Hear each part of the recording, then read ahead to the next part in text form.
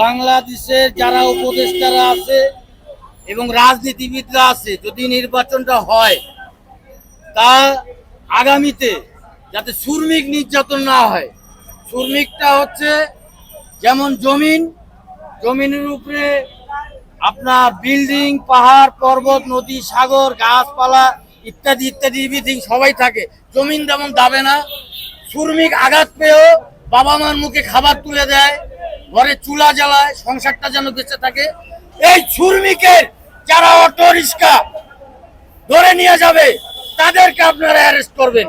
আপনি কোন সংগঠন থেকে বলছেন? আমি বলছি আপনার 1E11 পক্ষ থেকে, 111 পক্ষ থেকে। আপনার আপনার সংগঠনের প্রধানকে? আমার সদর প্রধান হচ্ছে নজরুল ইসলাম বাবু, আর আমাদের জাতীয় কবি কাজী নজরুল ইসলাম, আর আমি হইলাম সেই জাতীয় বক্তা। জি। আপনার নাম? আমার নাম মোহাম্মদ আমিনুর রহমান রেড আমির। জাতীয় বক্তা? আমি জাতীয় বক্তা। জি। এখন শোনেন, যাই হোক আপনি সুন্দর কথা বলছেন, কিন্তু